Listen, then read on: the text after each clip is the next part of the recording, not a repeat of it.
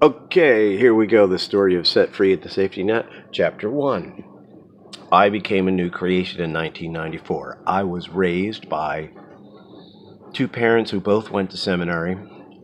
My father quit after 2 years of seminary and said these Christians are fakers, and he kind of left Christianity.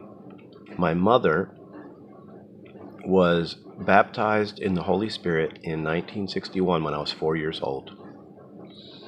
And she was told by the Lutherans and the Baptists, she plays the organ in the Lutheran church on Sundays. She was told not to tell anybody because some churches do that speaking in tongues and miracles things. But our churches don't, so just don't talk about it. So I wasn't told about my mother's Holy Spirit baptism until 33 years later. In 1994, God crashed in on me using a very beautiful, eloquent messianic prophecy teaching.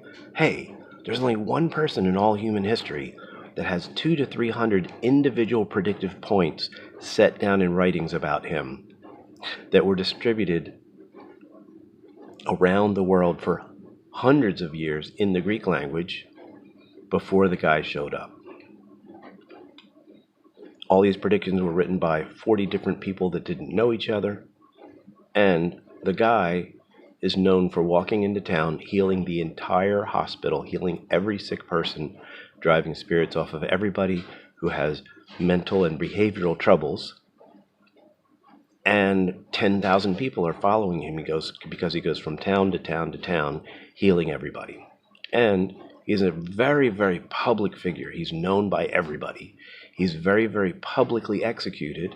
Then he's publicly seen across 40 days by many people, including 500 people at once. And when he was killed, many dead people came out of their graves. So if you're trying to get some spirit guidance or you want to connect with a strongest spirit, it looks like that person may be your best bet, your best avenue.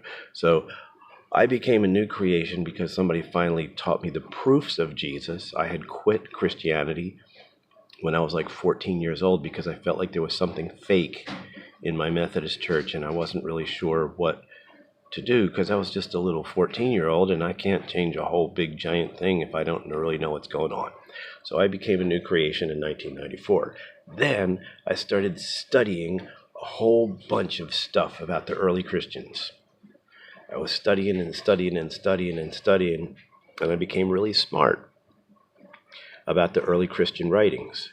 And a fellow who had a radio station invited me to be on his program.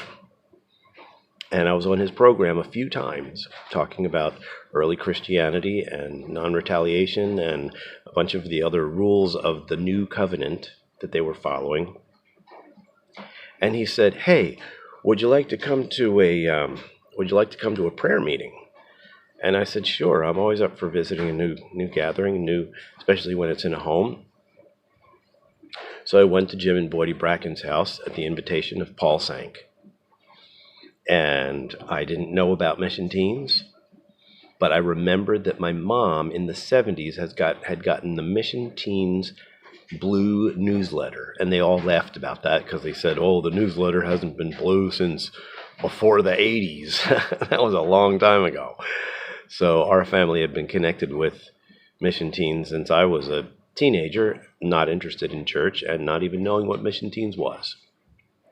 So we started going to Jim and Boydie Bracken's prayer meeting, and at one point Jim said, "You should really go down to the Norma Center and go to an open devo. Go to an open devotional and check out the center." So I went down there,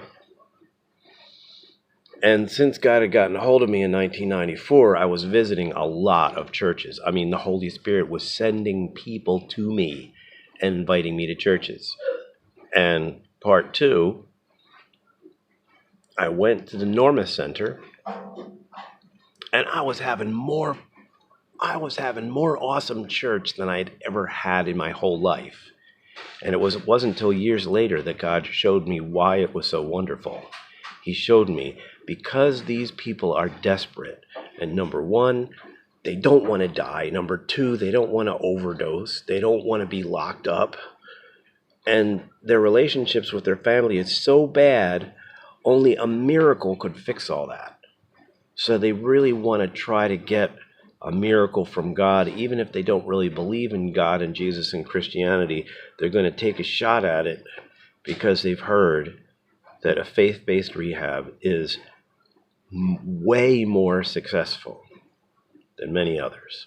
So that's number one. And number two, here comes number three.